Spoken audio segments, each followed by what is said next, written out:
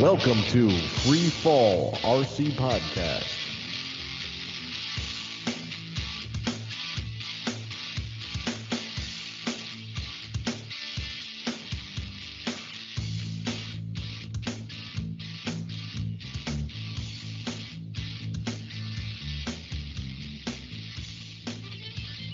Hey, and welcome to another episode of Free Fall RC Podcast. I'm Kevin, and here with me is Andy. Hey now. And Ian. Hey, what's up, guys? Am I like on a delay or what? No, I was expecting you to do my voice. Oh, and then it took you okay. so damn long to start speaking. I thought maybe something. Well, that's happened. how we used to do it. When I edited back in the day, I used to put us coming in when the guitar solo part went. But now everything's got to be sped up nowadays for you young kids who can't wait 2 seconds. Yep. I was watching some music video. I don't care about the show. I was watching some music video the other day that I forget that my daughter had it on in the background. Yeah. And I was literally counting the seconds between cuts because they say like everything now is like 3 seconds. It was barely a second and a half. Yeah. Oh yeah. Before it was just like cut. Yeah. I was like, oh you my God. don't even know what man. the hell's going on. No. Induce a seizure and you just lay on the ground drooling, trying to watch a video. I know. Right. I know.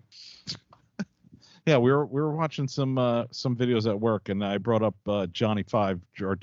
He plays guitar, and he played for Rob Zombie, and he plays Telecaster, which is an old school guitar, and he's got a couple of different versions. One is clear Lexan which has like green liquid inside, and when you tip it up and down, it's like a lava lamp, and it kind of like oozes back and forth through the guitar. It's really cool. But he's got another one that has all white LEDs in it facing out, like the entire guitar.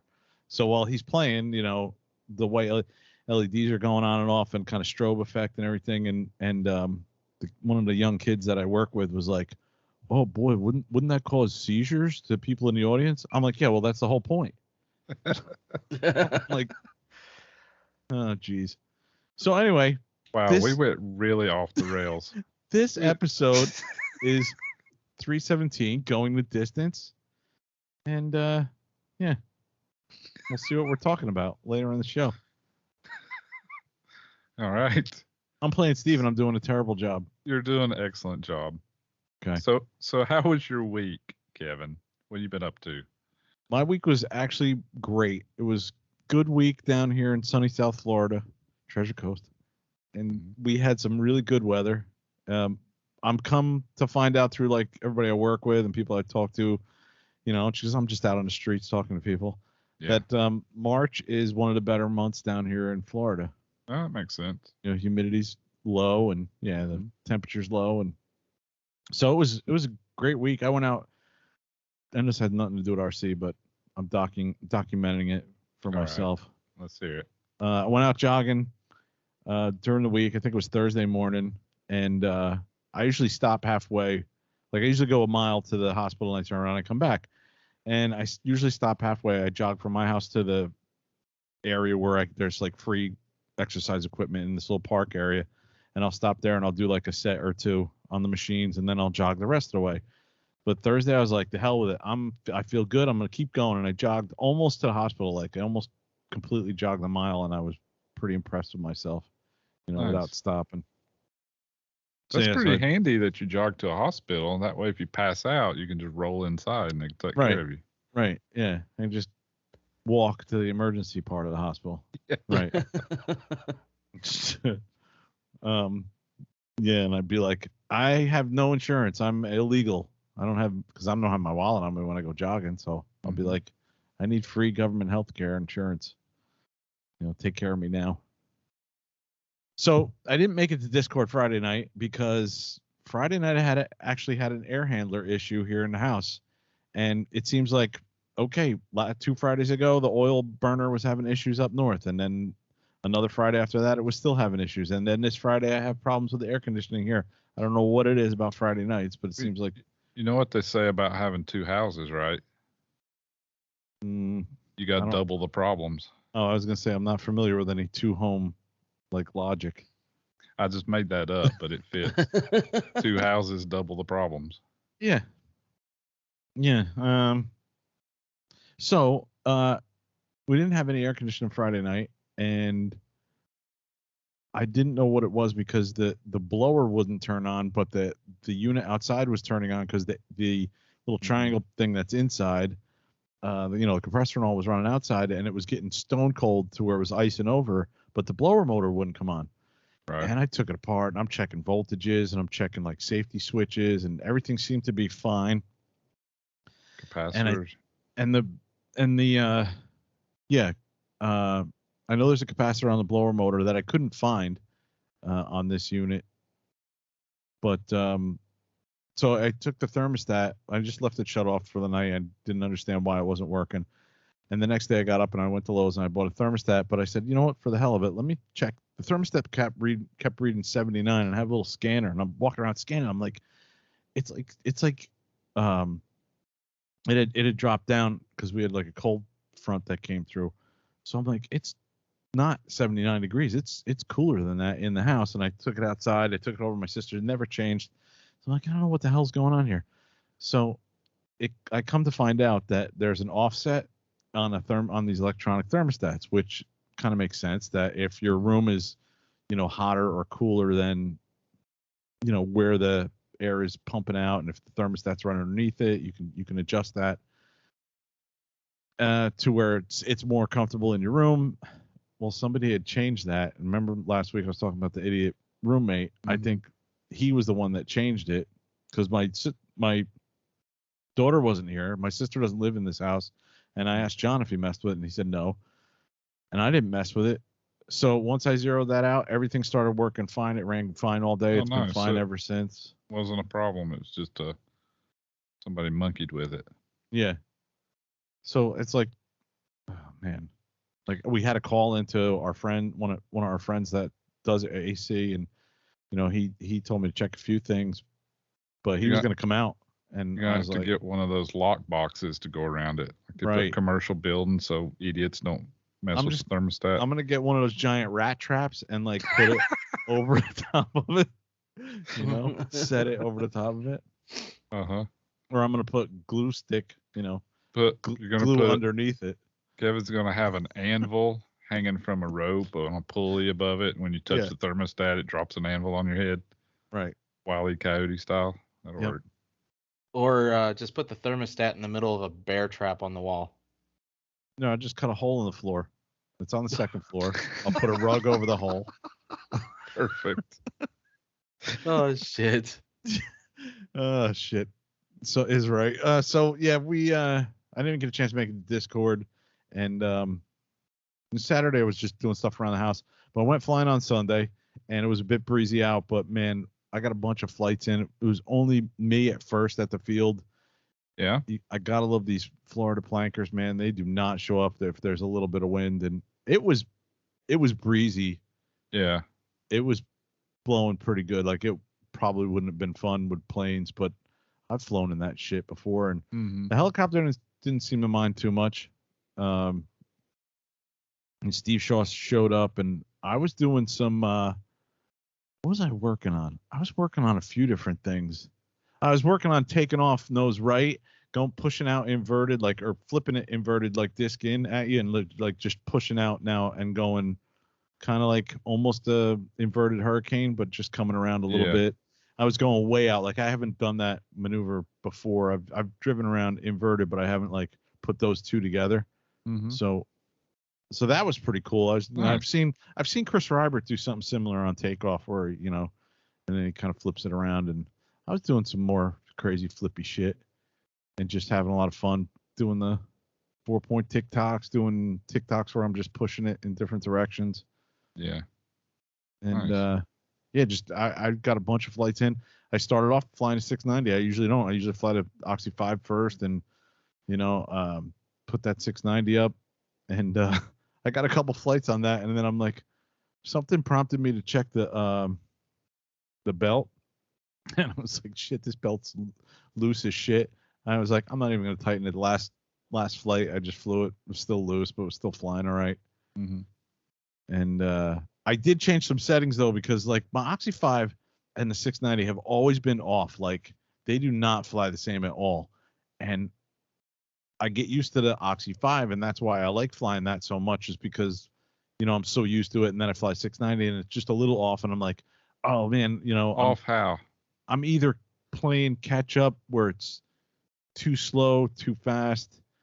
Like insert, move, flip and roll maneuvers, different speeds, or like what's off about them? The flip and roll. Well, we have two settings in the V control, style and agility, or agility and style. And my agility on one was my agility on the Oxy 5 was 100. And I think my style was 90, something like that. My agility was way up there, but then on the 690 it was at like 60, and it was definitely a different feel. Like, yeah. And once I changed that this weekend, and once I did, I was like, oh man, it just made me feel more comfortable flying. So now they're so closer. Used to that. Yeah. Because the 690 would naturally move slower, even if the agility was set the same. It would probably be a tad bit slower. And so then so it was way different then. If it was way slower. Yeah. Yeah. Wow. So you sped up the 690. Yeah. So you're exactly right. Like, even though I made them exactly the same number, the 690 was obviously slower. But so you could bump it on up a little bit more, or you could slow down the Oxy 5 just a tad. It seemed like be very similar. When I was doing TikToks with the 690, I had to work at the cyclic more with the other setting. Oh, yeah, I bet. Yeah. And I always thought, maybe it's a head speed thing. I should turn the head speed up. And throwing those sticks all the way in the corners to make it do anything. Yeah. Yeah, it just was, it was like that. But like you said, once I made the numbers exact, it still was a little bit slower, but that whole feeling of flying felt more comfortable to me. Good. Now that they're more together. And it's funny because I had bank 1 and bank 2 the exact same numbers, and I guess I'd never changed bank 3, which is where I normally fly in. That's like 1950 head speed, and I joke around with bank 1, and my bank 2 is 1400, which I do like to fly in that sometimes to see if I can do some of the harder maneuvers after I've practiced them for a while. Right. But yeah, man, it was good flying. We had a good time. Steve and I had some fun. He flew the Black Thunder that he has, the yellow one, and I even saw him fly the IRCHA 2019 Kraken, man. He won. The Miami event is next weekend, right? Yep. And Steve said he was going to have a whole bunch of helis ready for that, gasser and all kinds of stuff. So I guess he brought all those out to test fly him this weekend or last weekend. Is that correct? No. Oh man. I think he took the week off to put. What the hell, man? I think he took the week off to actually put the put new main grips on the Fireball and put a tail boom on the Fireball. Pretty sure. Takes a week to do that. Yeah. I thought you were going to say you left for Miami. It takes him that long to get there. I don't know what year he was talking about, but I definitely didn't see anything new. Oh, maybe he was talking about Miami 2023. I got confused. That could have been. My bad. Yeah. But week was good, man. I did some stuff to the crawler that I wanted to do. I had some 3D printed parts to put lights in it, and I started doing that, and that came out really good. And we can move on to somebody else. Yeah. Iaen, what about you? All I did pretty much all week was just work like freaking crazy. I was on Discord, but instead of like I've always worked here and there while on Discord, but never at my nursing job. But I was able to actually get on Discord while at the nursing job, but I ended up pulling like 3 double shifts all in a row, Friday, Saturday, and Sunday, and I was on Discord. There was quite a few guys that actually showed up on Discord, and I had a really good time despite me being at work. But there was nothing really to do. I already had everybody that was needed help to go to bed, So all it was is just answering call lights and stuff like that, and making sure nobody's falling on the floor or whatever. So yeah, I was on Discord, hung out for quite a while. Were you on Discord? Say Discord Oh one more shit, time. Discord. But no, I was online until probably about I thought he was 10:30, gonna say 11 o'clock. And I actually got a couple days off. So I was actually off today, so I was able to get a few things done around the house that I needed. Nice. And decided to go ahead and go shopping for a second vehicle because the Jeep, it actually started making some noises going into work Wednesday. oh jeez, dude. Oh, I know, and I think it's a cross between the wheel bearing and the diff mounts. I think there's something going on there. Whatever it is, sounds expensive. So it's like, okay, for real, the gas prices are killing me. The parts are killing me. It's time to go ahead and get like a second vehicle. It's going to be a little cheaper on gas. So it's like I went looking at some vehicles today, and um, I took a look at quite a few of them. I mean, I even looked at like a Ford Focus, something that's going to be cheap and easy on gas, and you know, the Focuses, they had a few things wrong with them. Looked at like a Chevy Sonic, which that one was pretty decent. I mean, it was pretty decent in gas. But when I went to the the local O'Reilly's, like 3 miles down the road, pulled up in the parking lot, you know, just go ahead and be on the safe side, have the computer run. And I'm seeing a little bit of smoke coming from underneath the hood, and it's like, what the hell? And it's like a 2013. I mean, it was clean on the outside and the inside. Well, apparently not underneath the hood because there's a little bit of oil dripping from somewhere onto the turbo that's underneath the hood. So Wait a it's minute. like, This is on your test drive? yeah, this was on the test drive. Oh shit. I was like, that's not good. And nothing was popping up on the computer yet other than, it needed an oil change. I was like, well, I wonder why. It's dripping on the turbo. So I drove that shit right back. And I ended up looking at a Honda Civic. So I think that one might be the winner. It was actually kind of a draw between the Sonic and the Honda Civic. And I called up Mike D, and, I asked him, I kind of told him what I knew about the Sonic, what I observed, and told him what I observed of the Civic and everything. He's like, really? He's like, there's no such thing as a bad Honda. So he's like, if the Sonic's a little 1.4 turbo, he's like, don't dick with the turbo. He's like, it's another recipe for failure. So it's like, okay, I done. never even heard of a Sonic. What is that? It's like a little tiny 4-door car. You can get them in a hatch. You can get them in 4 doors. Okay.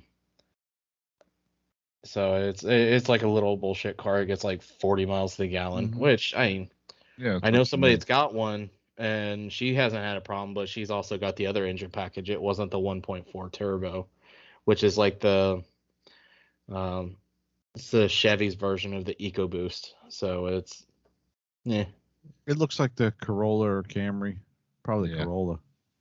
Yeah. All right. But yeah, Mike D told me to steer clear of that, and he said go with the Honda. So that's what I essentially did, and it wasn't quite ready to go on the lot, but they still let me test drive it anyway. They actually had just gotten it back from the body shop because it needed a fender and the hood replaced, and so they were in the midst of buttoning everything back up that they had taken off there or had to order new that was just bolt on. So yeah, so they can't sell that to you new then. No, they can't. If it's been through that shit. Right, and yeah, so they're just trying to get everything buttoned up, and they still have to do their inspection and everything like that before they could put it out on the lot. So it's like tomorrow I'm actually going over there to start paperwork on that. So. Oh, nice, dude. Cool. Yeah. Well, I hope you're getting a reasonable price, even though now it's unreasonable times with used cars or any car. Yeah, used cars are through the roof because it's like this one's like $7,000. I mean, but all that the doesn't Hondas sound too bad though, dude. No, it's really not, and it's like with prices today, it's like the Honda's kind of been really holding their value here lately, especially when you go to pick one up from the lot. They're usually like the higher ones as far as the budget range. Your budget friendly cars, they're usually at the top of the list. So, um, other than that, that's all I've been up to. That and I'm feeling better from last week, guys. So yeah. Oh yeah, what happened last week? You weren't able to make the show. You sick? I was sick, dude. I had a nasty cold. It's like, I've been on when I had COVID and, or I wasn't feeling good from work, but like I was coughing, hacking, sneezing, and it's like, yeah, I'm not about to blow your all's eardrums, so it's like I better call this one in. I took some Claritin thinking it was like an allergy issue. No, it was just a downright cold. Messed me up. So it's just like more and more I went throughout the day. It's just more and more I felt like shit. So it's like, yeah, I'll call it out. Well, dude, working like 1,000 hours a week, I'm sure your pulling immune those systems doubles isn't good for you. Yeah. Oh no. I mean, Friday I was feeling much better than I was, but like Wednesday and Thursday I still went to work and I was still it was miserable. But I've got a good bunch of coworkers that I work with, so we just knocked it all out and got out of there. Cool. All right, Andy. So what have you been up to? So what have I been up to? Almost nothing in the RC hobby. Geez, I thought I was taking up too much time. It wasn't almost nothing. It was nothing. I have not worked on the Spectre. I did do a little bit of research on the Proto stretch thing, and I think that's what I'm going to do with that. The stretch kit's like $50 some, $56 or $7 for the boom and the belt and longer tail control rod and boom supports. So I am going to stretch that to an 800 at some point, but I got to finish all these other projects in the meantime. All these other projects. Yeah. Starting to sound like Steve Shaw. Yeah. Yeah, I have one. I've got a Steve Shaw special sitting on my desk. It's 80%, 90% finished. Just got to finish it up. Just got to put gas in it? And it's been that way for 3 weeks now. Yes. Oh. Steve would say, "Oh, that's nothing." 3 weeks? Nothing. Wait 3 years. Yeah. No, I do got to get it finished up. I've gotten, the weather has turned and gotten super duper busy here on the farm. For some reason, I decided, hey, we should get a whole bunch more technology on a couple of the tractors and a spreader and just a whole big bunch of shit. And now I've got to get all that put in and rigged up and figured out in the next couple weeks. So it's been incredibly annoying and stressful. I don't know why I do this to myself, but Are you trying to keep up with your neighbor? No, I don't have any neighbors. Does he have high-tech stuff and you're trying to keep up with him? No, okay. Not really. Can't explain it then. No. I think it'd be cool. It'd be better. So I'm like, hey, we should do that. And then it takes a while to get the stuff, and then you get the stuff, and it's like, oh yeah, now I got to put it all together. Just imagine a box that's like 4 foot by 4 foot, 2 foot deep. Now take that box and fill it absolutely full of wiring harnesses and parts and CAN bus nodes and all that shit. And then try to figure out how to put it all together and wire it in a tractor and make it look nice. That's what I got going on over here. Yeah, I'm a dumbass. Yeah, I can't make anything easy. I was going to say that he's trying to put enough shit in these tractors to where they actually work themselves. He's like, eventually That's part of it. That's part of it. I'm adding auto steer to an older tractor so I don't have to steer it. So that is part of it to make it easier. It'll be better once it's done. It's just a pain in the ass to do it. I don't have a dealer that can just come and do it all for me. I have to do it all myself. You should wire it up to your jetty instead.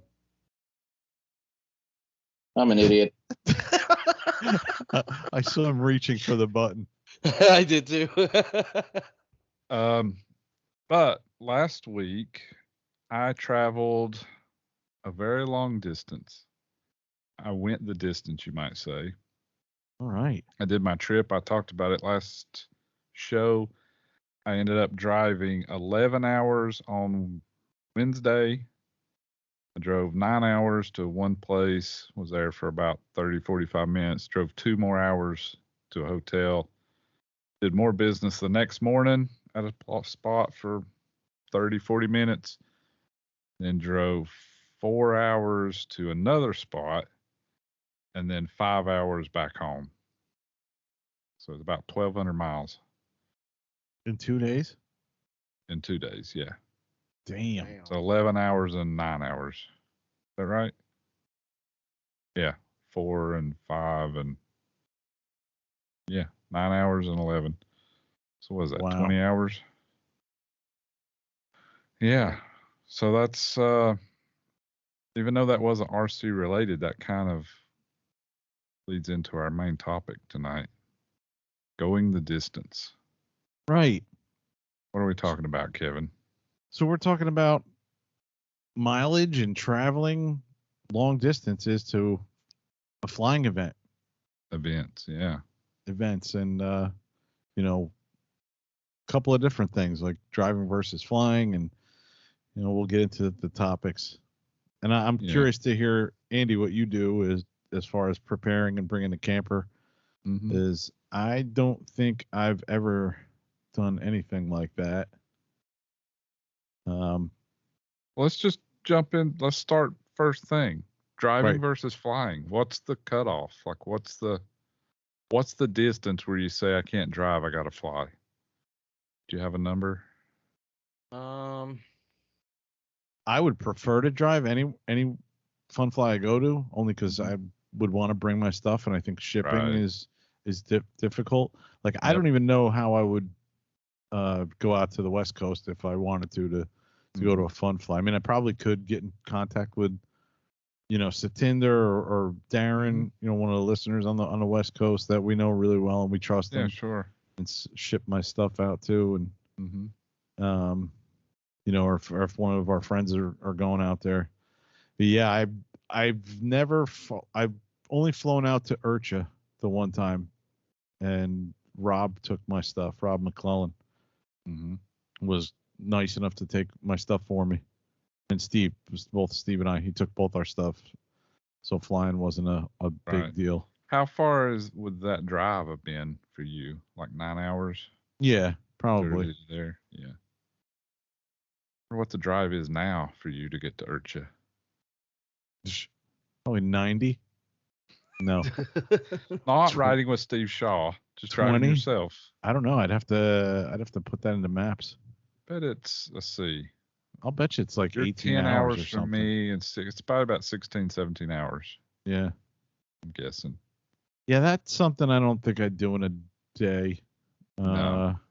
I've done that. Like, I've left Jersey at midnight and gotten down to Daytona Beach at like 6 p.m. But that's a seriously long day, and I'm not that young anymore. Jeez. Do you have a number, Iaen, for driving versus flying?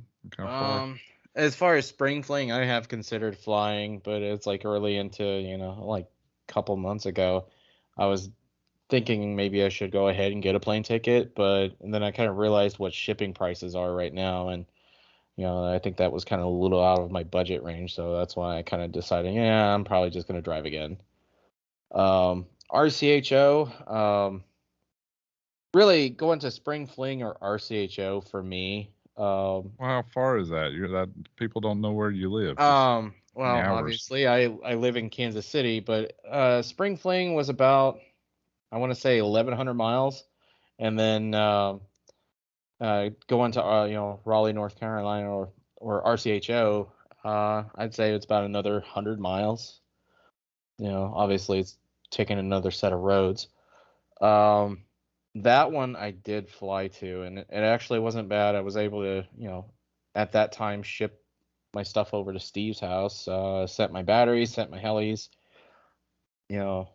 over to Steve's, and then he held on to it. And when it came time for me to go to Spring Fling, I just drove to Spring Fling, had my supporting equipment with me, and met up with Steve and picked up my birds, started flying, having a good time. Mm-hmm. Yeah, for me, it depends on the time. I would rather drive almost anywhere.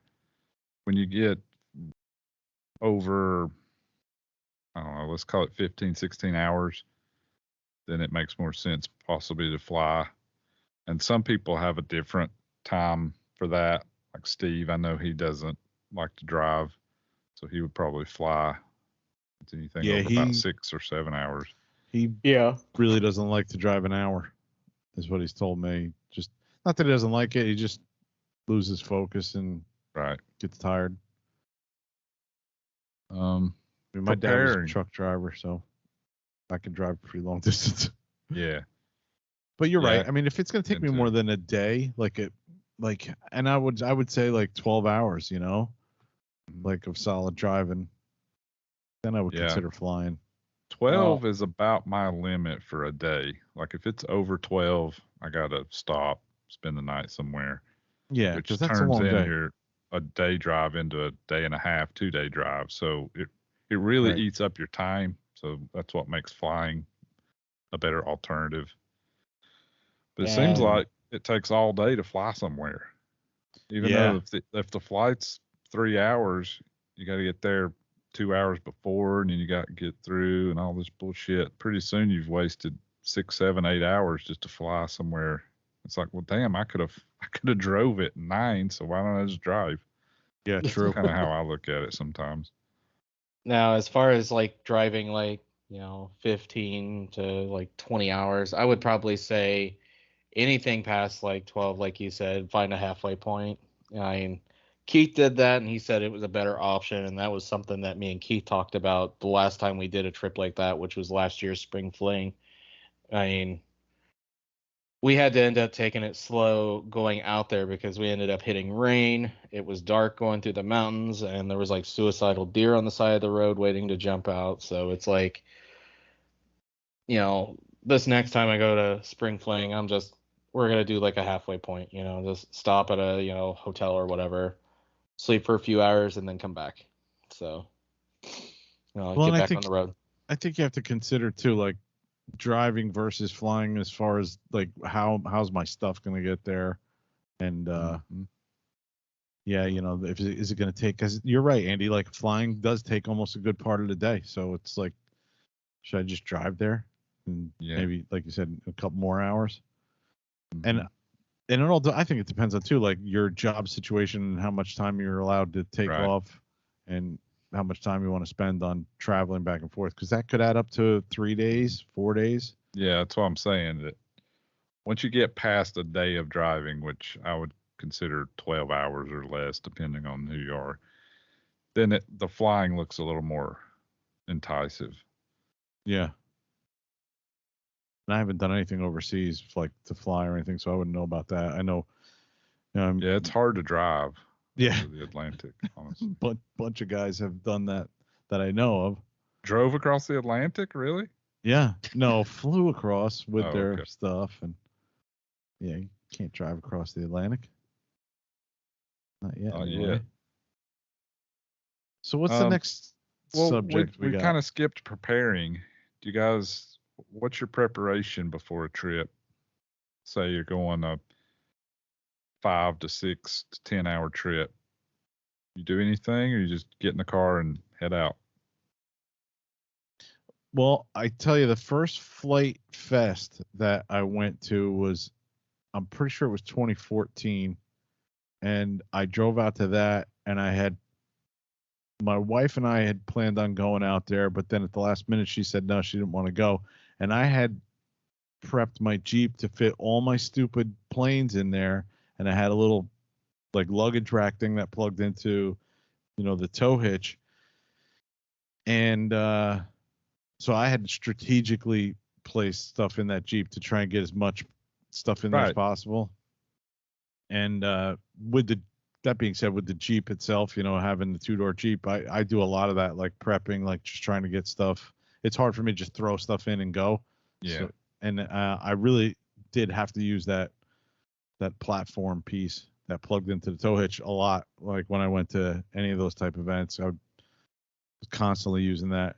I would use that on the weekends, sometimes going down to the field, depending on what I brought, especially with my larger generator. Sometimes I would put that inside. But so I guess when your wife decided she didn't want to go, you could take an extra couple airplanes with you, right?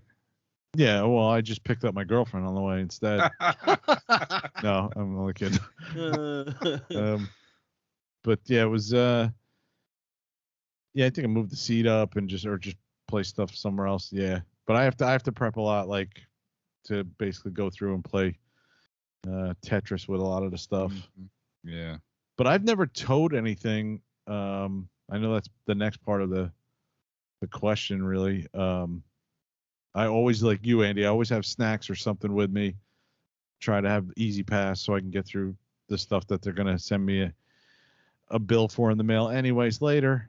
But yeah, so I try to prep as much as I can. Yeah.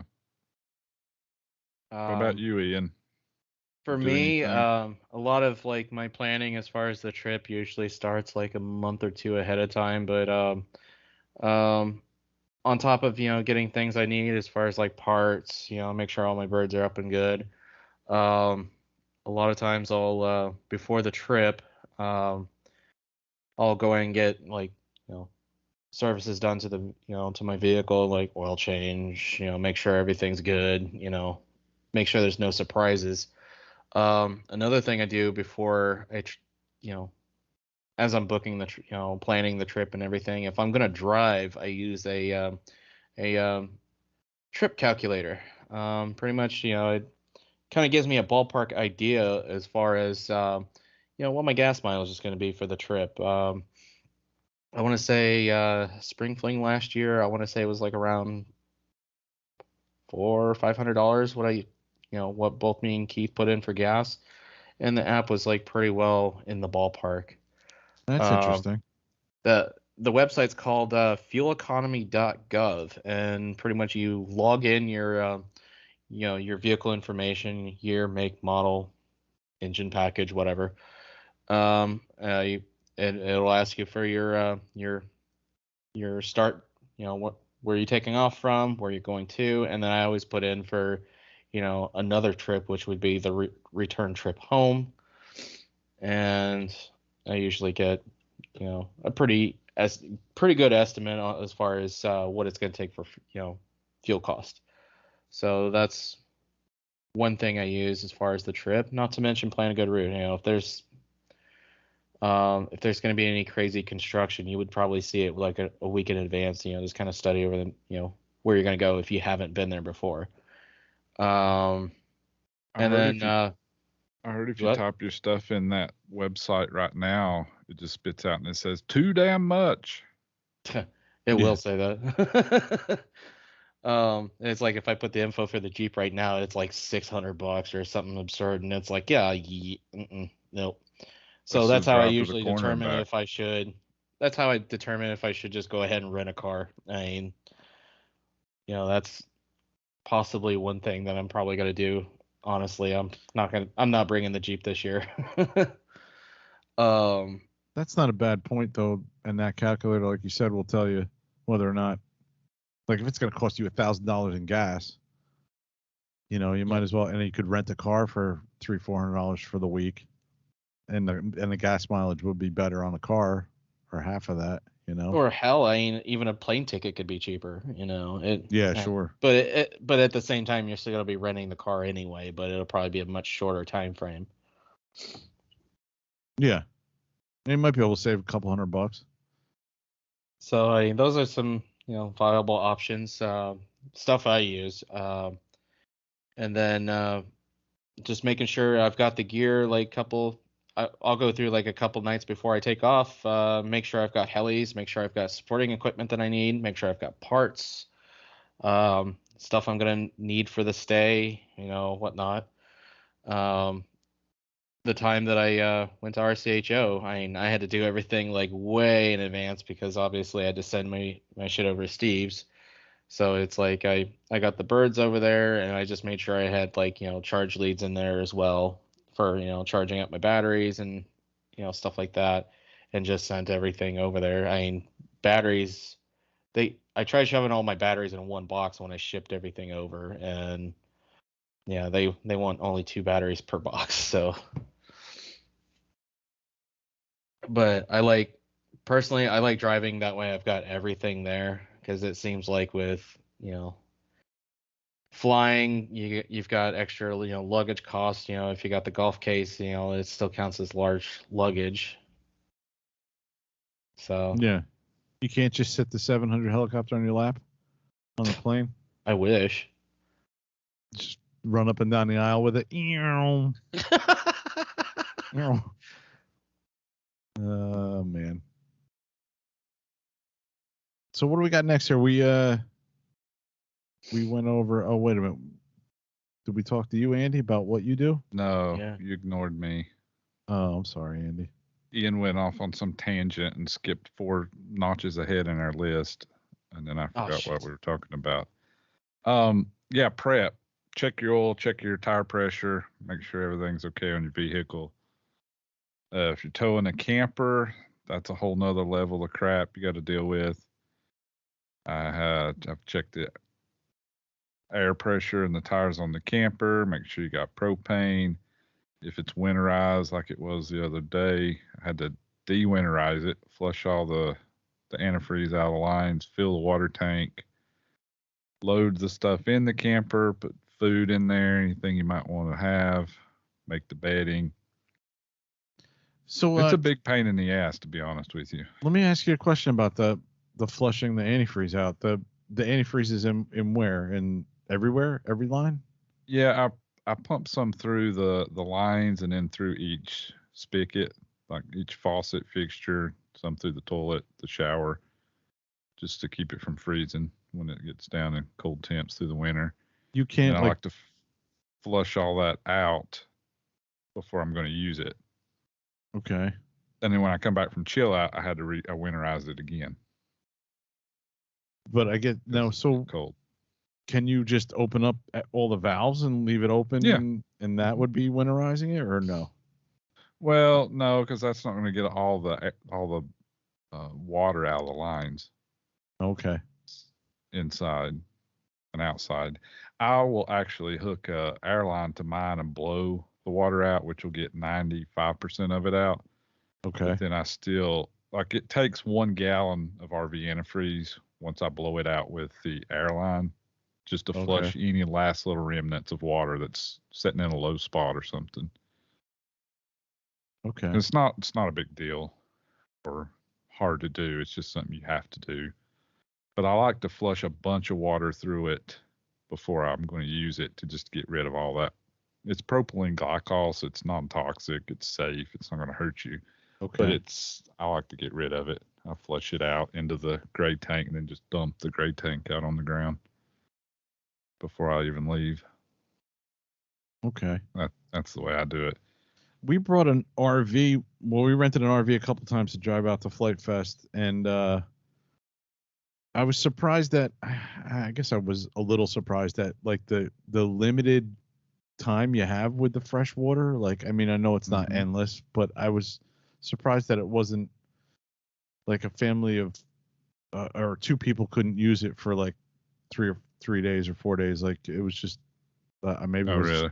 Somebody taking a shower too long. Long showers, yeah. Tima and I can make it about 4 or 5 days on 40 gallons of water. Oh, wow. Pretty conservative with it. Nice. We had to fill up at Urcha, but we were there from Monday till Monday, and we only had to refill the tank once, so it wasn't too bad. We can easily do like a Thursday night to Sunday, Friday, Monday? Saturday, Sunday, pretty easily. Okay. We'll take showers, but we take very quick military showers, I guess. Military showers. Yeah. You're done. Get out. You're done. Out. But I don't Nice. have a very big water tank either. Some of the newer ones have like 100 gallons, and that would. Oh wow. I only hold 40. So, Okay. but if you get some knucklehead in there that's in the shower for like 5 minutes with the water running, pretty soon you're gonna be out. Be like, damn it, Ian, why'd you do that? Hey, I haven't done that. Damn it, Steve. Damn it, Steve. No, so yeah, depends on the trip. I guess I'm getting at. If I'm not taking the camper, it's much easier. I just check the truck out. I throw some helis in the back seat and go. Traveling with helis is immensely more easy than traveling with the airplanes Yeah. because you can fit 2 or 3 helis in the back seat, your charger, your transmitter, and your batteries, and you're good to go. Airplanes take a lot of room. I used to try to put them in the back seat of the truck, put some in the back of the truck when I had a tonneau cover, but it's just they're always moving around or getting crushed or damaged or Yeah, it's hard to keep them. hard. They're much more trouble to travel with, I would guess. I've seen Yep. a few actual, cargo trailers, as far as like your box trailers that have been like retrofitted so they could fit all their planes, and some of the plankers get really creative on those things. Mm-hmm. Yeah, if you got a lot of planes, you kind of need a trailer to move them around. Yeah. Unless you're just taking one. Like when I'd go to the field, I'd take 1 or 2 in the back of the truck. But if you're going somewhere like Flight Fest, you want to take a bunch, then you've got to really either be creative or have a trailer or both. Strap it to the roof of the car. Yeah. Sure. I guess we already kind of touched on how much time per day. 12 is kind of around my limit. If you have somebody to help you drive, you could stretch that out quite a bit more if you're able to rest, or I don't know if you could double it. It depends on if you could actually sleep in a car. I'm not very good at sleeping, but you could make that 12 go to 15, 16 pretty easy if you don't have to drive the whole time. That's tough, man. I remember a friend of mine and I, we took, it wasn't, I don't want to say it was the company van, but it wasn't my van and it wasn't his van. And so it was somebody's company van. And we went to Bike Week and we put the trailer on the back of the van and we had a mattress in the back of the van itself. I think a blow up mattress. And yeah. I got good sleep driving. Like he drove like 4 or 5 hours and I got to sleep, which was great. And then we just plowed through, that's 16 hours down. Yeah, that's a good way to do it if you have somebody to drive with you. Yeah, and if you have somewhere you can actually like get some decent sleep. So like I don't know, a lot of people can't sleep in that passenger seat. Yeah, sitting upright, that's tough.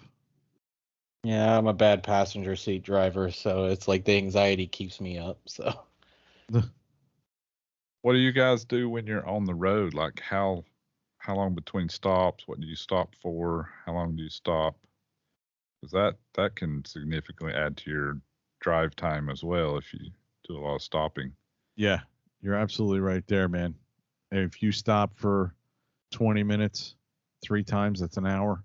It's just you don't even realize it.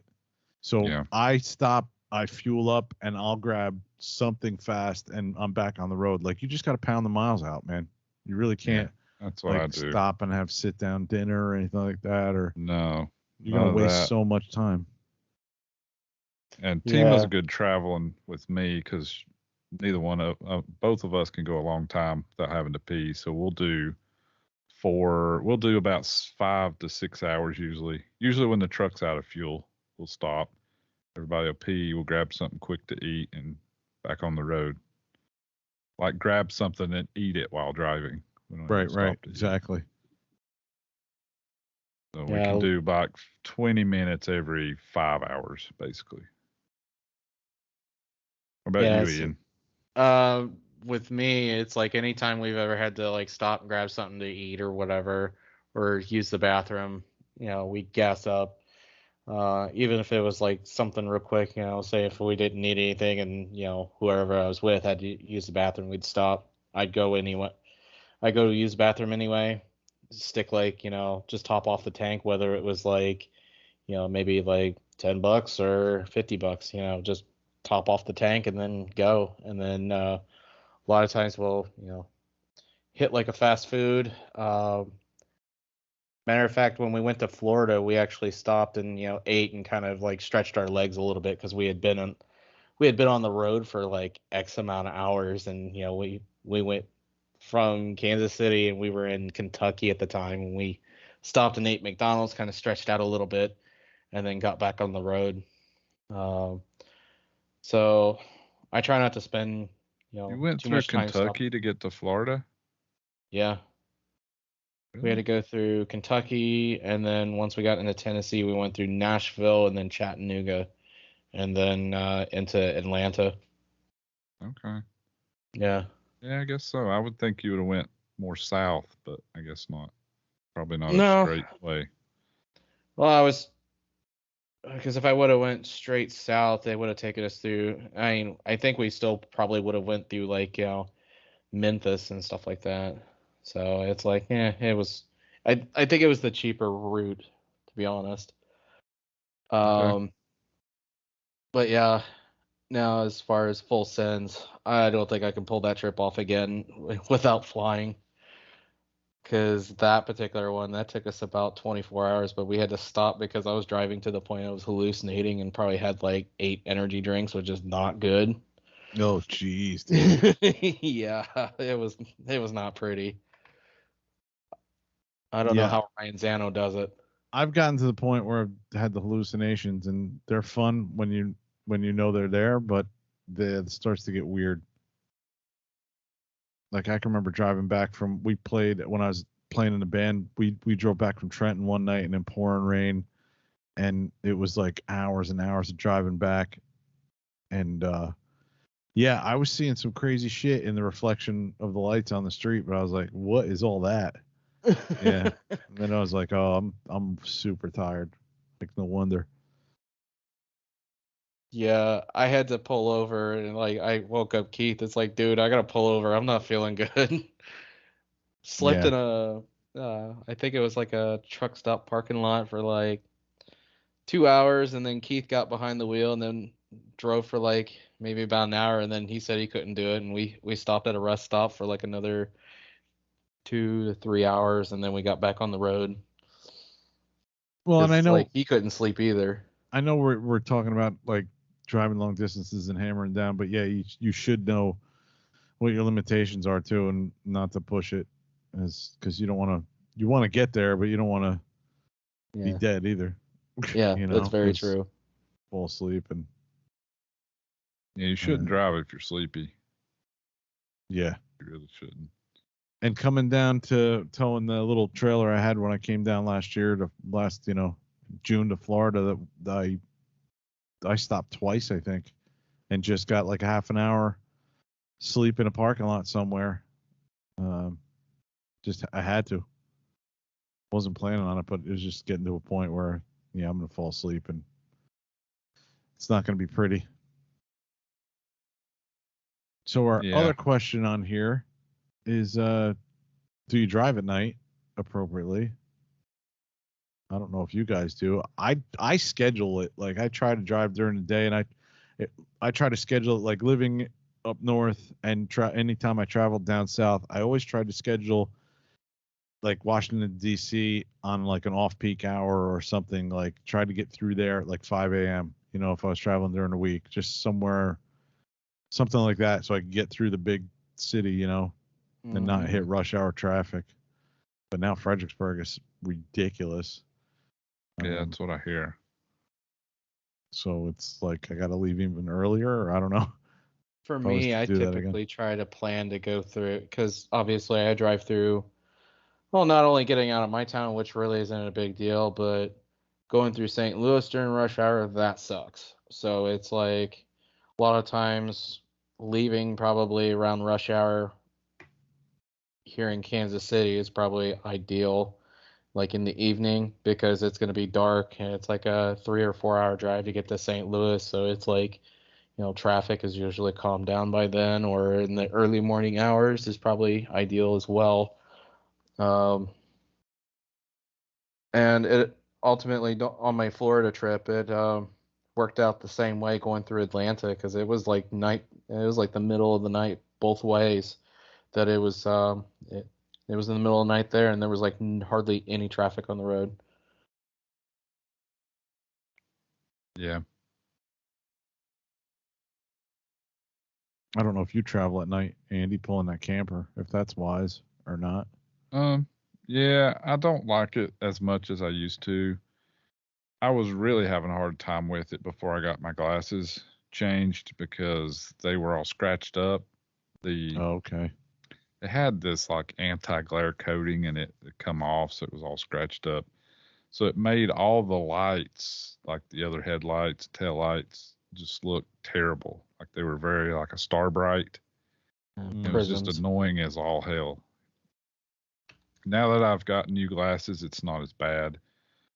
I would still rather drive through the day, but it's hitting a city or something in the middle of the night is pretty nice though, because you can just skip through and there's no traffic. Really, Right. anywhere on the interstate, there's no traffic at night, and it's pretty nice to drive like that. So I agree with you. All right. What So else we got? Ian mentioned apps that he uses. Mm-hmm. I just was a general question that I wrote. Do you guys use any apps? I mean, I love Waze. I've been using that for years, and Mm-hmm. that has helped me out quite a bit. It's definitely done more good than harm to any traveling I've done, even if it's an hour ride or whatever, or Yeah. driving to work or something. Like, it'll route me around serious problems. Right. I It's, typically use Google Maps for my navigation. which I think they're both one and the same now. Are they? I don't think know. I Google. tried Waze and I didn't care for it. I thought Google bought Waze, It but may I don't know. have probably bought Yeah, everything else. I haven't tried Waze. I mean, But if you're I local use to the Apple. area, and like I've gone, like Waze is telling me to go this direction, and I've gone this other route, or there's two different ways, and I prefer one to the other. I'll sometimes take that one, and it's like a minute less time. So sometimes you're like, well, why did Waze even tell me that? I have it, set up to the quickest time. But I mean, that's my only negative thing I could say about it.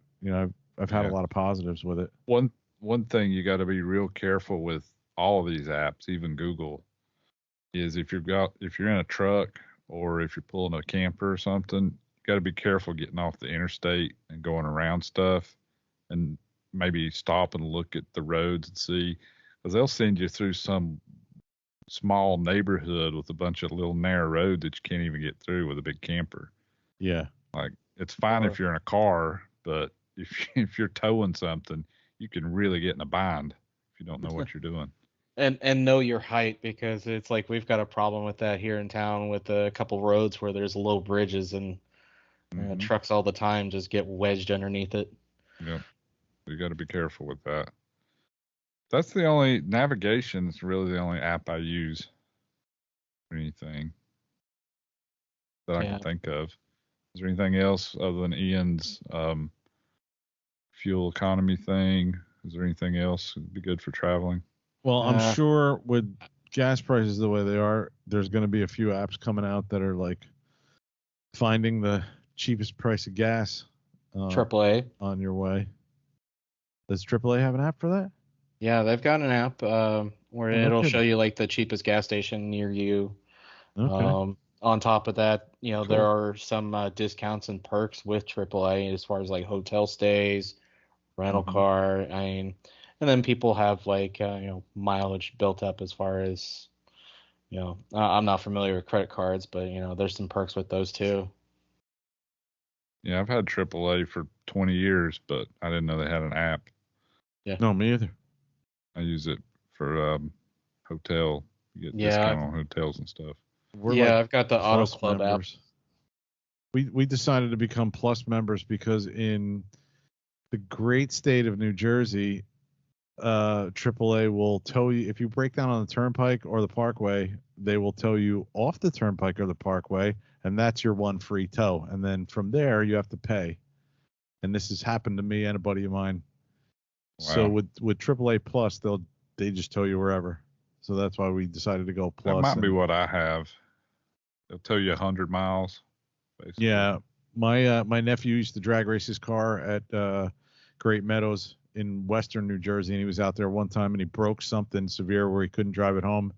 And I called AAA. They came out, and I was like, "Yeah, my car broke down." And he was like, "Were you racing it?" And I was like, "No, I was watching all my nephew race and blah blah blah. I was spectating, and I got in it to leave. I don't know what's wrong with it. I played stupid."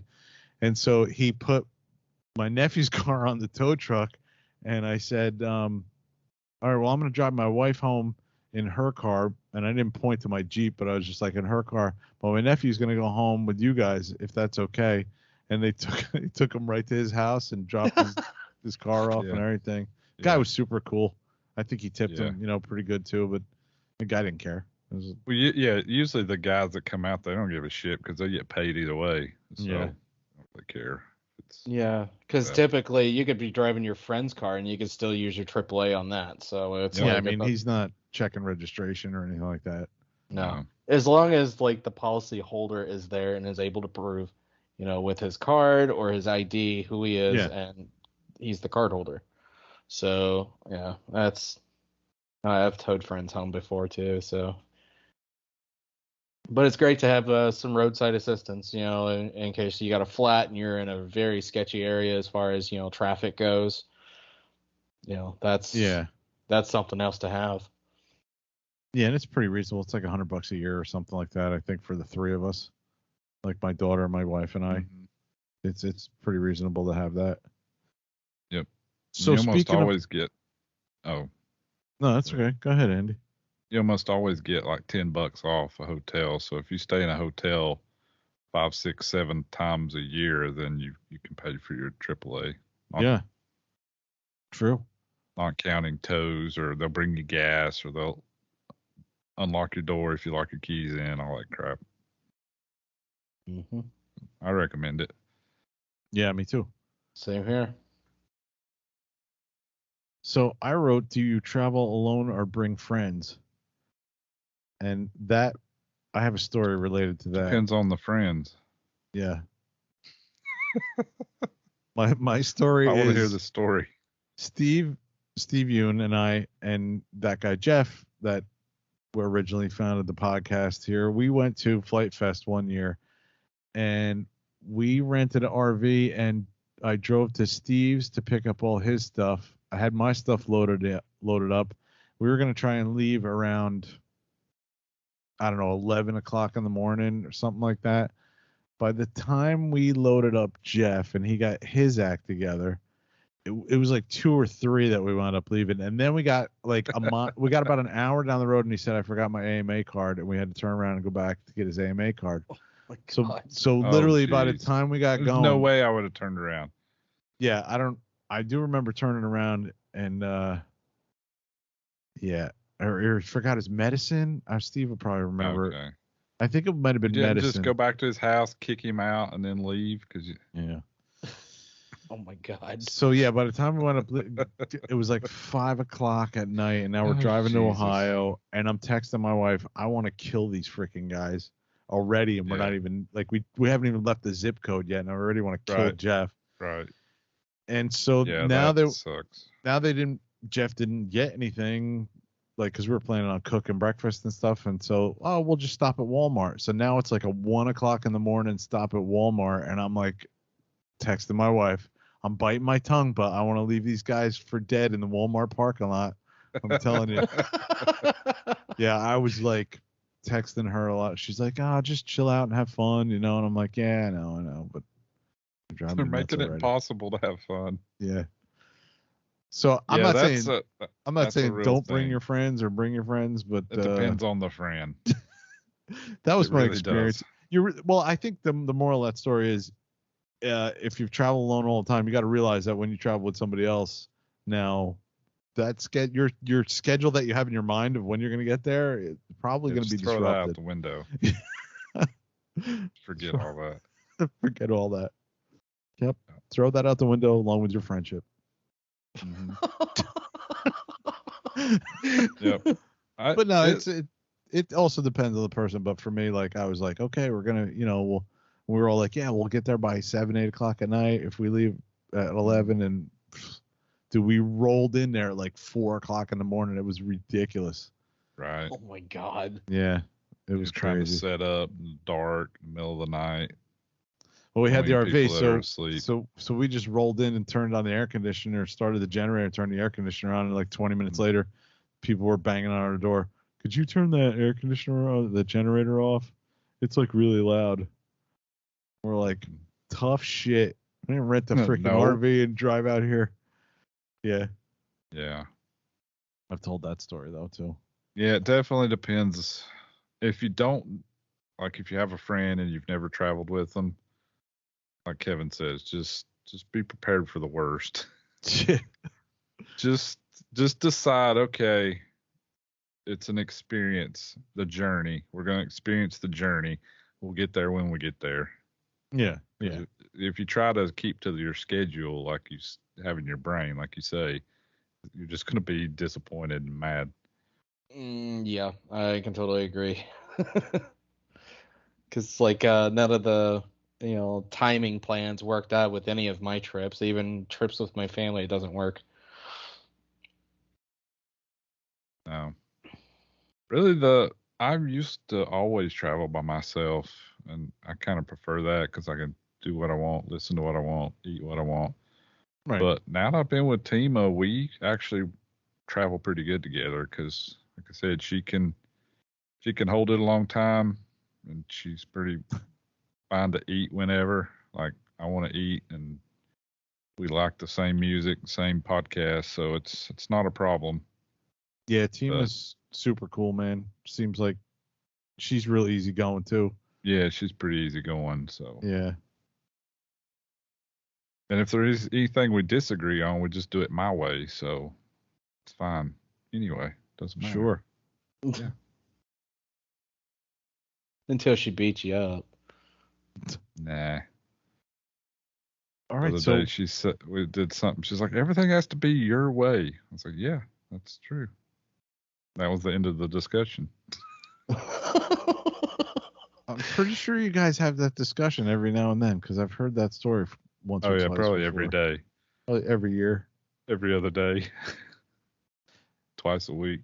See, now Team is different than my wife. My wife has said something along those same lines, but more aggressive, more like, you always have to be right about everything, don't you?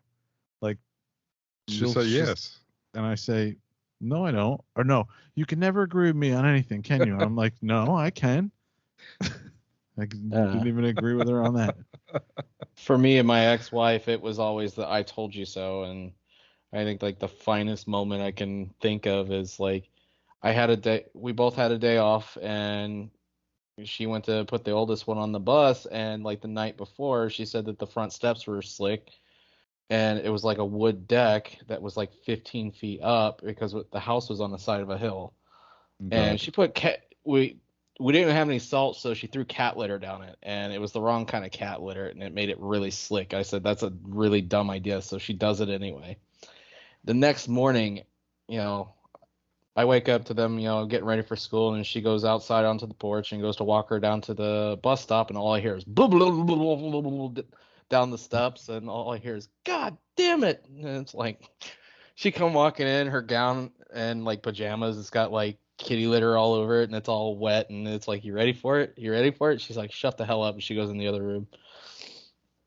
So it's like, I told you. Mm-hmm. Yeah, I don't get that much from my wife. She'll tell me, but she doesn't tell me. She doesn't tell me she told me when it happens.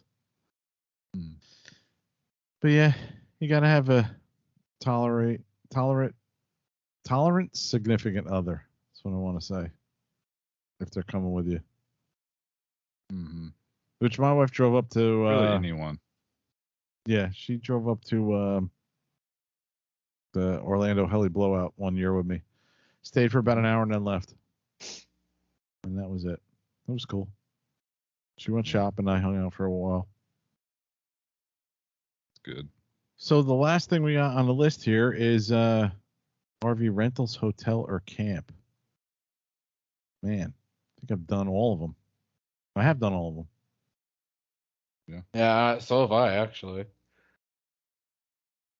I have as well, but I only camped once. I don't really like camping. I don't mind camping. I don't But either. I've done hotel and I rented camper a few times before I got my own. Yep. Yeah, if I could tow a camper, like I've seen some really, like the one Cliff Lewis has, the small one that he had, Mm-hmm. something I could tow with a Jeep. That would be ideal, but I don't You could have even any get a place to smaller put that. one. Yeah, yeah. I mean, really, you can get like the teardrops. I mean, that would even work. My thing is, Yeah. I just like staying at the field better than driving all the way, to wherever your hotel is. Staying the night. Yeah, it's great when you got, you can wake up, take a shower, have breakfast, and then go to the field. But I like staying late at the field and just, taking in all the fun and shenanigans that go on at a field. Yeah. Yeah, I'm kind of like torn between the two. Like I like to stay at a hotel because I like to get a good night's sleep. I like to have the toilet there, Mm-hmm. Long hot shower. in the shower. Yeah. But I do have I've had a lot of great times camping at the field, just chilling out, like 10 o'clock at night, start making some drinks and chill out and hang out, watch everybody fly it if there's night flying. Yeah, the Yeah, hotel I've worked had some out good great time. for RCHO during the chill out last year because it was just like freezing ass cold. But yeah, it worked out then for me, definitely. And the one we stayed at, Queen City Throwdown, that was pretty close. That was a really nice hotel. And I know I've stayed in a couple of nice. Well, I stayed in the Roach Motel one time at Fredericksburg. Me and the planker. Mm-hmm. And then we stayed in a better motel. I think the year after that.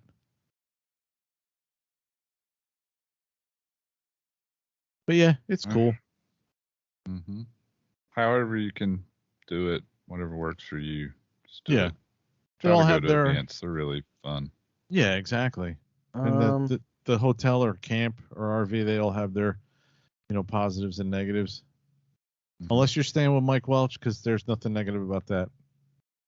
Mm-hmm. He let me stay in his camper a few times up in Rochester, and just different events. And yeah, it's awesome when somebody does that for you. And Andy, you've let me stay at Urcha, in your camper, and that was great too.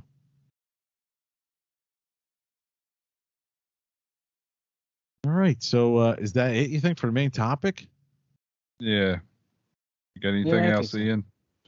Other than I stayed in a tent a couple times, and depending on how the weather is that weekend, whether it's a good idea or a bad idea, but I can't think of anything else. Well, that's something I always check. Is I always check the temperature if I'm gonna stay in the tent because I don't want it to be too damn hot. I don't want to be 95 at night. That's not gonna work. And I also check, the rain. If it's gonna rain, that's another like, who the hell wants to do that shit in the rain? Or super ass windy, Yeah, Be sleeping in the middle of the night, and next thing you know, you're you're in you're either Kansas. you're bouncing through the field or your tent gets pushed flat. Your balloon boy. What was that kid that supposedly got trapped in the balloon and it was flying away? I forget what they called that kid. And he was home safe. His parents made up the whole thing. Oh yeah, I don't know That who big that was. tinfoil balloon. Mm-hmm. Balloon boy. Shit. All right, so moving on. Ian, got any tech tips? I haven't even thought of anything on that, so All right, sorry, I'm guys. taking that out of the show What the notes hell, right man? now. What the hell, man? Man? No, I've just been so freaking crazy busy lately. So, sorry, guys. Hopefully I'll have something going by next week. All right, so what have I watched on this week, movie wise? Yes. What have you watched, Kevin? I watched a movie called Fresh, which was pretty disturbing. Mm-hmm. But I kind of knew what I think they were going for. They were trying to turn all the watchers into vegans.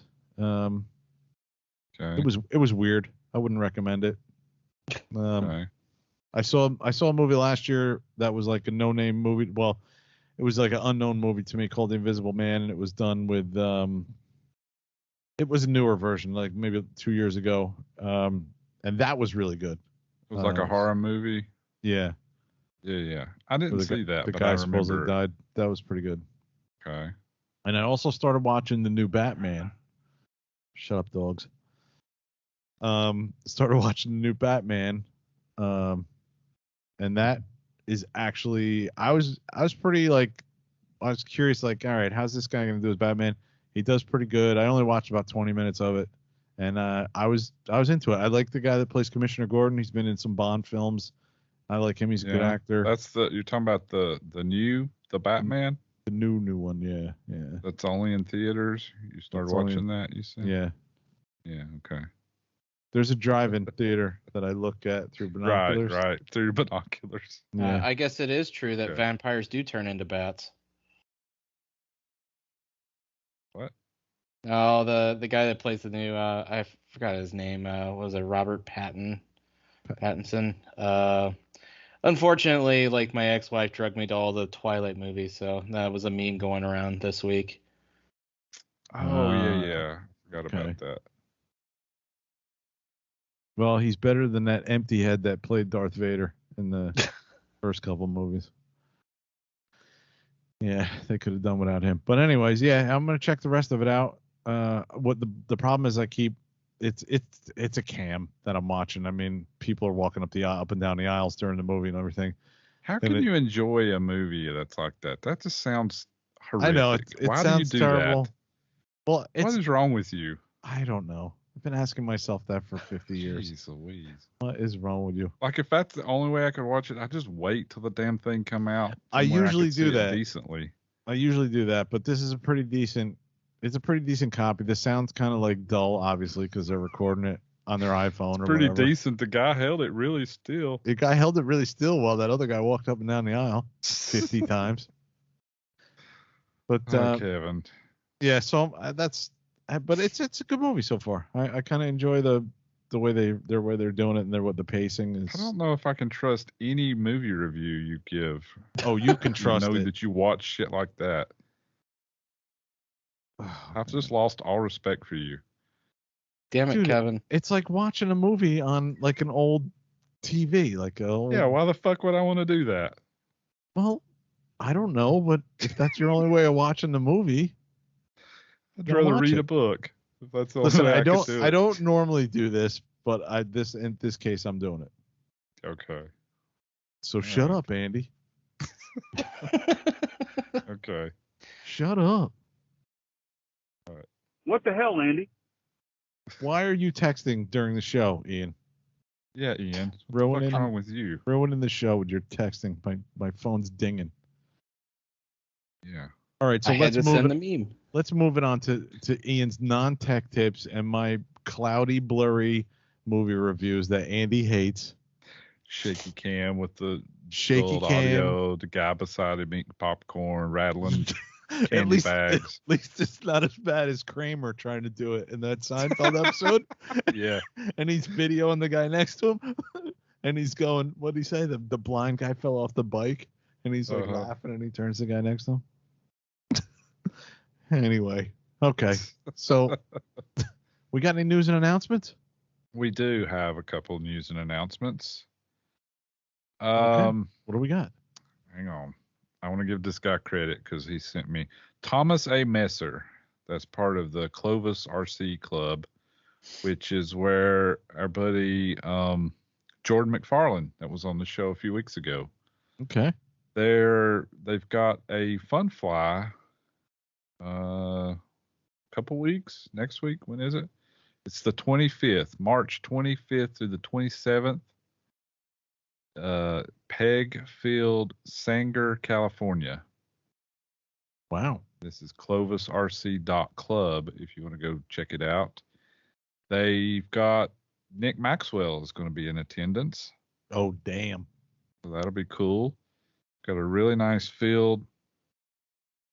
He wrote me a little bit. He said, our club has nearly unlimited flight station. Our field is built on a former crop duster strip runway. We have paved taxiways for aircraft, shelter for hot days, and located close to Fresno Clovis, California for hotels and restaurants. 3 hours from the Bay Area. 4 hours from LA. They're centrally located in California. So I just Fresno. wanted to mention that if you're out in California or on the West Coast, this might be a good event to attend. Dude, even if you're like a new pilot and you're like, oh, you know what, these guys are so good and blah blah blah, and all I do is hover, go out and see Nick Maxwell fly. Go just Absolutely. check and talk to Nick Maxwell because he's such a good dude. Yeah, he's a good guy. And his flying skills will blow you away. Like, he's amazing. Love watching him fly. Oh, not to mention, like, what really threw me for a loop was those mile-high autos. I mean, just seeing one of those firsthand, I mean, you couldn't see it. I mean, it was And the up blade stop, yeah. Oh man, that And the amazing aileron flying. rolling funnels, dude, that blew my mind. Like when I watched him do that, he's doing tail down funnels and he's doing an aileron roll through the whole thing. It's like, holy shit, man! Like, that's insane. And yeah, like I said, he's such a humble guy, such a good guy to talk to, and he's been around the freaking world flying helicopters. I mean, he's you can talk to him about anything. Yeah, and he's if you're a good new, dude. if you're a new guy, you're into F3C or if any kind of 3D, and your helicopter doesn't feel right. I don't want to speak for him, but maybe he can give you some tips on setup or whatever like that. Stuff like that. Isn't he going to be in Miami also? Is he coming down to Miami? I think he is this weekend. I think he's doing an F3C class or something down there, if I remember that correct. Oh, wow. I think I heard somebody mention that. I can't remember if it was on one of the podcasts. Dude's going from Miami Florida 1 week to California the next week. Right. That's crazy. Crazy. Talk about traveling. Living the life, man. Getting some miles. Going the distance. So what else you got? So check that out. We had an update. This was also sent to me by a listener, Tony. MSH Brain 2 Icon 2 update 3.4.043 is the latest update. This was a few weeks ago. Well, actually about a month ago. If you go to the MSH Brain Icon group on Facebook, you can read all the changelog. Actually, it would be if you plug up if you go update your stuff, you can read it through the program on your PC. I'm not going to go through the entire changelog. Just know it's out there. Go update your stuff, man. Yeah. Well, look through it, see if you want to update it or not. Looks like they've done quite a bit of stuff to it. I don't know. It's a whole bunch of stuff. Way too much for me to go through.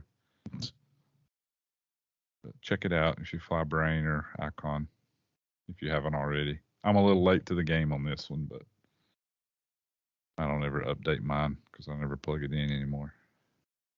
But it's not a bad idea to check. Yeah, I mean, I'm the same way with the V control. Yeah. Only if I have everything handy right there and I think about it, and it's like, maybe I should update. I think that's it for this week. It's a little bit of a slow week. Well, I have something. What have you got? I have a complaint by a listener. Oh, let's hear it. Steve Shaw has been complaining to me all week long after hearing last week's show. Okay. And I was talking about What's his complaint? The SAB, the XL Power, the logo. He was like, you guys forgot to mention miniature aircraft. We did forget that. I thought of that afterwards. We did forget miniature aircraft. We know a lot of people that fly miniature aircraft. Yeah. Yep. He's correct. We forgot it. I forgot it. And he's also been hounding me, and this is another idea for a show topic. He's been hounding me relentlessly about updates on George and Steve's Miata. What is going on? Okay. What in God's name is going on with George and Steve's Miata? That's a I good told him, question. I said, I think I've seen George on Facebook building a tiny home. Yeah, he's got a tiny house now.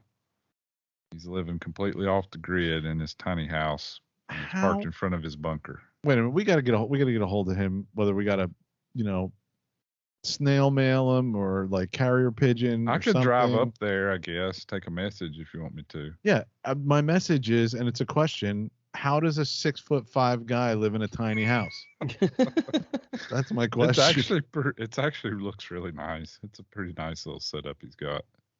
Yeah, it's pretty cool. Nice isn't going to correct your back problems, though, man, from bending over the whole time. It's not short. It's just small. It's tall. Okay. All right. Yeah. It's like he's got a loft. Ever seen a tiny house? Yeah. Yeah, they're tiny. They're not. Yeah, but they got full ceiling height. I don't understand what you're saying. I don't know. I guess you're thinking of a Hobbit house. Yeah, maybe that's what I'm thinking. He's Gandalf and he's hitting his head on shit. Yeah, exactly.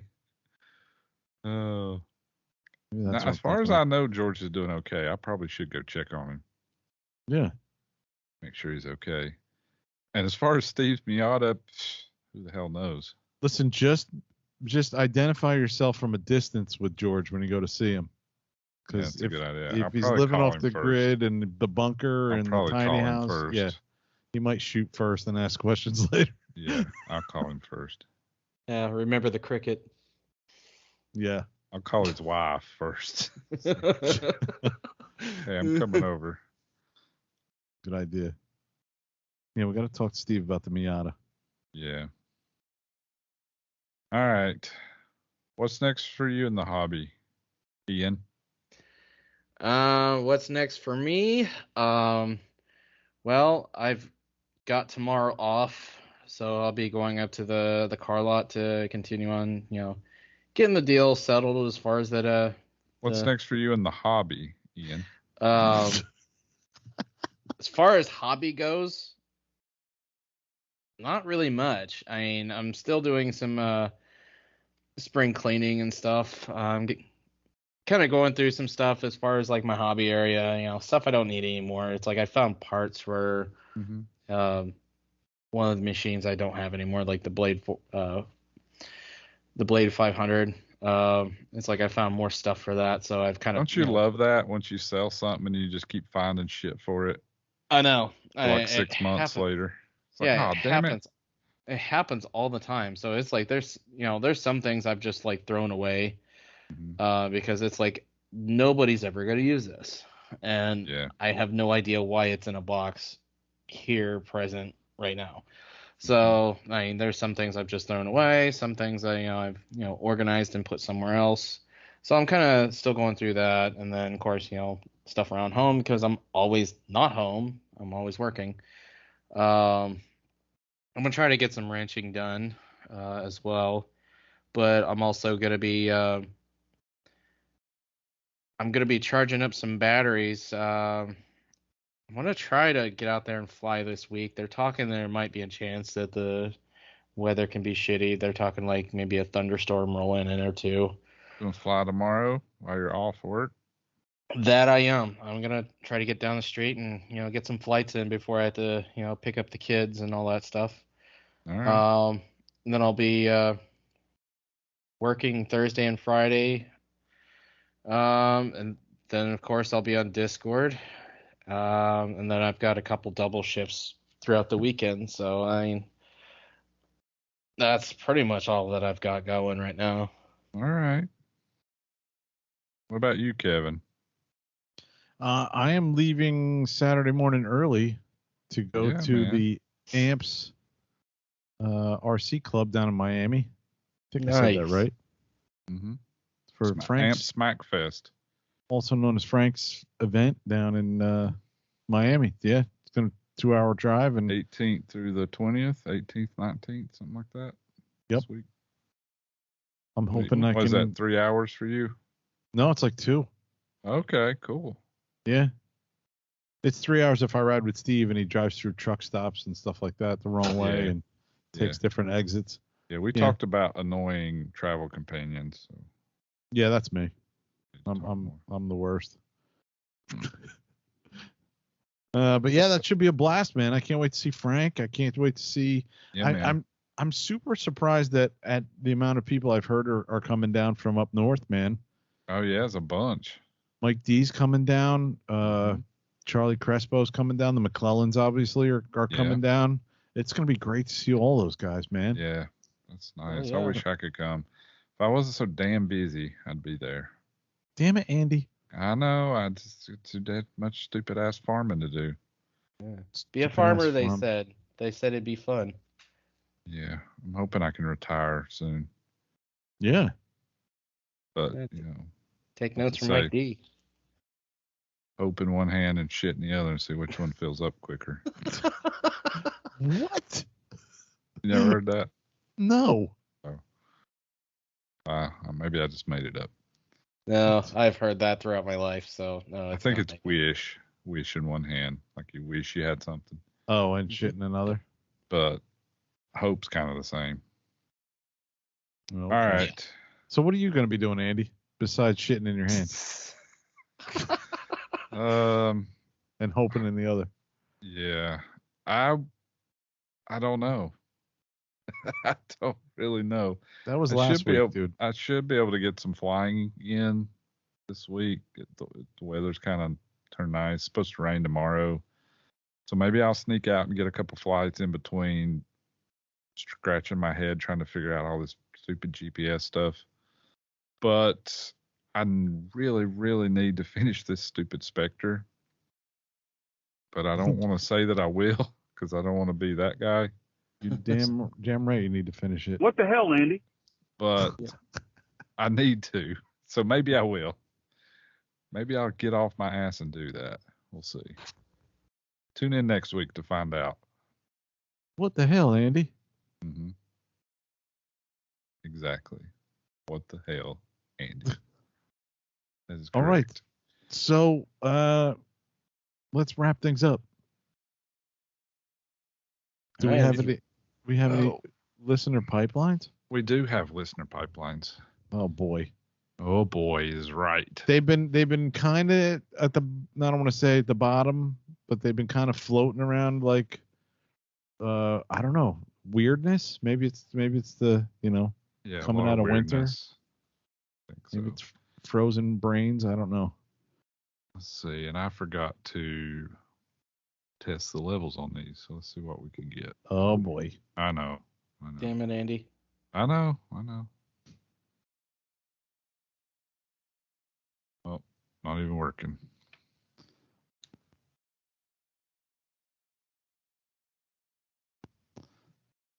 What the hell? Man, bashing on Canada like you guys did this week, I don't know. That's it. I'm done. I'm never listening to you guys again, ever in my life.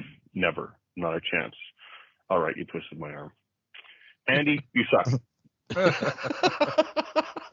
When did we bash on Canada? I don't know. I think we were making fun of Canada. That sounds like something we would do. Thanks, Darren. Sorry I suck. I mean, I have busted on Canada in the past, but I don't remember doing it last week. I don't know. I mean, I bash on their Cobra chickens because they keep sending them down here. What is a Canadian Cobra chicken? That's what they call the Canadian geese. Oh, Cobra chicken? I never heard that. Yeah, they're fucking mean little bastards. Yeah, they're not too happy when you run over them either. Don't ask me how I know that. Funny story. I had one of the nurses at the facility I work at. She got out of her car and went to walk up the sidewalk to get into the facility. And no sooner she walked around her car, there's a Cobra chicken standing right in the grass hissing at her. She's like, nope. She went and got in her car and moved into another parking spot. You ever notice how when people say funny story, it rarely is? Same when it's a true story. Yeah. All right, so hey, Free Fall Boys, what's going on? Okay. Hey, Steve Yoon, don't get all uppity or anything. Free Fall Boys, that's like Southern, kind of like saying gentlemen. Hey, I listen to a podcast of y'all's right now, and Steve, you're talking about some construction. of maybe a shed, some big project. And that reminds me, I haven't heard, and maybe some of your fans haven't heard in quite a while, even though y'all may just ping me a tiny bit for being behind schedule, maybe completion schedule. I was just wondering, Steve, what's happening with the Miata? Is the Miata finished? I haven't heard about it in a long time. I know it was getting close to some serious work before you left, before you moved. But you're building a shed. I'm not sure if you put the Miata back on schedule or if you sold it for parts or what the deal is. So, hey, all I can say is, man, some of your fans, or at least one of us, want to know. Thanks a lot. See ya. Thanks, Steve. All right, we do want to know. Yeah, we do want to know. But, I mean, let's give Steve Yun some credit. Steve Shaw is comparing rebuilding a car, taking it all the way down the frame and rebuilding it, and moving. Yeah, moving it from to Steve Shaw not completing a helicopter kit in 3 or 4 years. So I don't know if that's apples to apples, but yeah, just throwing that out there. It's not like it's on the shelf 90% finished or anything. I mean, yeah, Steve Yoon is pretty quick at working on his car. I mean, but he's not West Coast Customs and have it done in like 2 weeks. I mean, so yeah. All right. Maybe he's waiting for Exhibit to show up and say, "I'm gonna pimp his ride." No, I tell you what happened. He got it all back together and he got it started. It's running. So he knows he can rebuild an engine. Now he's lost interest. Now he's doing everything but finishing it. That's what would happen to me if I was doing that. Once I figured out, I learned what I can learn, then I lose interest. I'm like, whatever. I don't want to actually complete it. All right, we got one more. Hey, Free Foxer, Nathan Hoover here. Hey, Andy, you were talking about stretching your produce to an 800 and trying to decide what battery pack you want to run on it. And I would definitely try 12S before you buy another motor and packs and switch to 14S, unless you already have 14S packs. Because I fly my Synergy 766 that's running the under blades, and while it's not any super powerhouse, it flies just fine for me on 12S, and I like it. I'm running a Gens Ace 12S 5000 pack on it, and this flies pretty good, and that thing's flying weight is 15 pounds with the battery in. So I don't know what your produce would weigh, but I would definitely try it. And if you're wanting to try something weird just for kicks, you could try flying it on a 7 or 8S pack, single 7 or 8S, and try to shave a couple pounds off by that. I think that would be kind of fun to try in mine sometimes. So anyway, keep the podcast coming. I enjoy listening to them. Thanks. Bye. Oh, thanks, Steven. What were you doing? Hiking through a forest or something? No, that's actually good advice. I think I am going to try it on 12S. I will need another motor with a lower KV and gear it accordingly so that I can make the 12S work. But that's kind of the plan now. Get a lower KV motor and gear it to run like a max of, say, 1800, 1750. And then I think 12S will be just fine. Nice, dude. Yeah. Hey, good to hear from Steve. Yeah, thanks, dude. I think that's all the voicemails we have. All right. So, we doing Facebook likes or anything like that? I can't do Facebook likes. Yeah, and I'm too lazy to do it. I can do Facebook comments.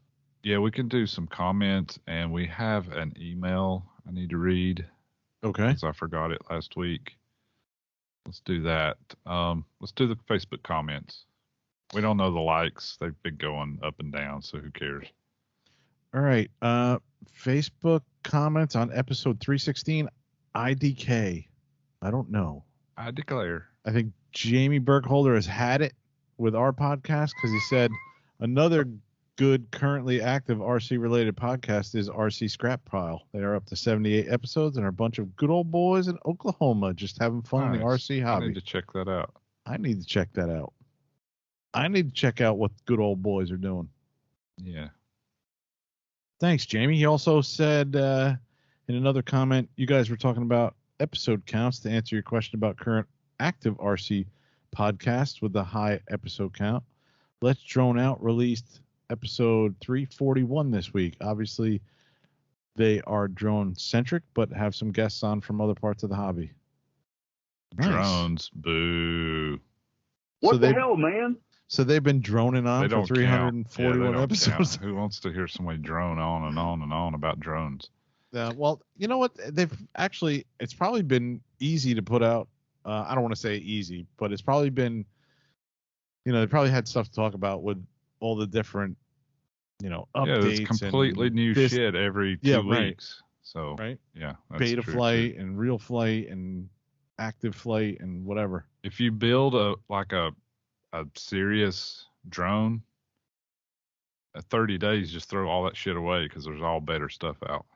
Turtle mode and catnip that's probably mode. Slowed down by now, honestly. But there for a while, it seemed like every week there was a new mode or a new ESC that you had to have. Yep. Angry Canadian Cobras mode. Scorpions. What'd you call them? Cobra chicken? Cobra chicken? Cobra chicken. That must be a Midwestern thing. I've never heard that before. No, it's actually a Canadian thing. Darren was the one that told me about that. Okay. Yeah. All right. When you guys are done talking about illegal immigrants, let's talk about some more comments. Jordan McFarland said, "Still no V2 yet, Andy? Man, someone needs to start taking bets." What the hell, Andy? And Andy wrote, "Jordan McFarland, you'll see it soon, very soon. It's almost ready." Yeah. And Iaen posted a meme of Heliheads wish their stickers could do this, and Keith Williams slapping a Freefall RC podcast sticker on a acrylic tube filled with water with a hole on it, hole in it, like the what is that guy, the Flex Tape guy? Seal. Yeah, the Flex Seal guy. Flex Seal, good as new. He's got the best job in the world, that guy. I sawed this boat in half. Yeah. I put a screen door on a boat for some stupid reason and then painted it. And then took it out on the Everglades. I mean, who's got a better job than him? There's no more Playboy Playmates that are being photographed. So that guy's job is, because there's no more magazines like that. Mm-hmm. I guess they still do it for the web, but whatever. I don't know. What's a magazine? He's got a good job, right? Dude, we had a kid at work that we asked him, do you know what the company Verizon was called before Verizon? And he had no idea. I was like, ever hear of a company called Bell Telephone or Bell Atlantic? No, he had no idea. I'm old as shit and kids are just getting younger. I don't know what's going on anymore. Where am I? Oh, we're doing a podcast. All right. Sure. So let me read Podbean so I'm up to date at least. Let me go to Podbean though, typing in Podbean. While you're doing that, you want me to read an email? It's a quick sure. One. This from, I missed this because it was sent to our website and Steve forwarded it to our Gmail. It's from Daryl Thorpe, buddy out in California. I wonder if he's going to the thing in Fresno this weekend or next weekend. He sent me a link. It says Servo Center for Andy, and it's a link to A-Main Hobbies, and they have a ProTech aluminum servo mount grommet that's much like the Torque ones that I was discussing a few weeks ago. Nice. So check those out. It's ProTech RC aluminum servo mount grommet. They come in black or blue. And there's $7 for 4 of them, and it comes with screws. So what's the purpose of a servo mount grommet? It's so when you hard mount your servos in a heli. Oh, right. Okay. And the hole is much bigger than the screw, so you can use these grommets, and Okay. it centers everything up with no slop. Okay. Yeah, I thought I had got some reason. standoffs to make my own, and it didn't work out, which I might still file them down a little bit and use them anyway because they were super cheap. Okay. But Tort makes some, and then apparently Protect makes some as well. So go check those out. I had in my mind that they had something to do with the servo horn. That's why I was asking. No, they're for mounting the servo to the bracket. Right. Okay. Yep. I think that's it. So, we had one thing happen on Podbean. Gray Eagle Jr. started following us. Nice. Just now. Started? I guess that means for this week. I don't know. I don't know what that means. Yeah, it's weird. It's always like that. Kevin always says people started following us, even though we know they've been following us for a long time. I think it's a Podbean thing. Maybe they liked the episode or something. Yeah, I don't know. Maybe they unfollow and follow. I don't know what happens. Maybe. Gray Eagleville. So I'm bringing up iTunes. You know how I love iTunes. Yeah, there's nothing new on iTunes. Taking his sweet ass time. All right, I'm closing iTunes. He didn't even get it open. He's closing it. Closing it. Podbean comments. Oh, geez, there's a whole bunch.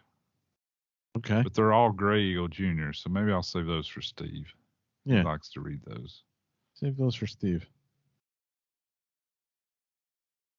I did something funny during the week, Andy, while I was looking at comments on Facebook. Oh, yeah? Because people are all talking about gas prices and blah, blah, blah. And something made me so mad that I closed the one tab and just out of spite, I closed the tab next to it. I was so mad. And I thought, Andy would think that was funny. That's like slamming the door and then you open it so you can slam it again. Right. It's like you're going through the channels and something pisses you off so bad you skip the next channel. Yeah. Yep. Oh. All right. Are we done? We're done, dude. You want to read this outro or let's just do the Steve thing where we say just check out the other podcasts. Say hi to Chris on the webpage. Yeah. Hi, Say Chris. hi to Dave. Say hi to Dave. To Flight Test Forums. Hi, Dave. Say hi to all the other podcasts.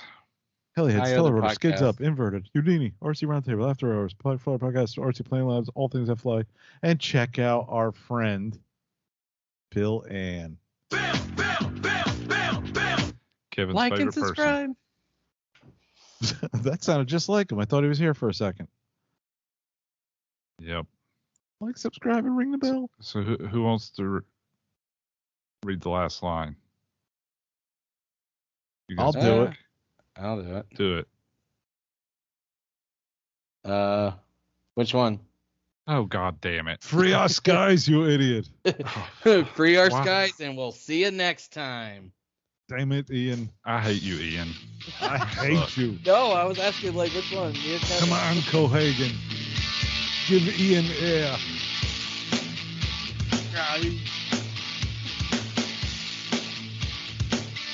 Remember I said I would kill you last? I lied. Hey, the chopper.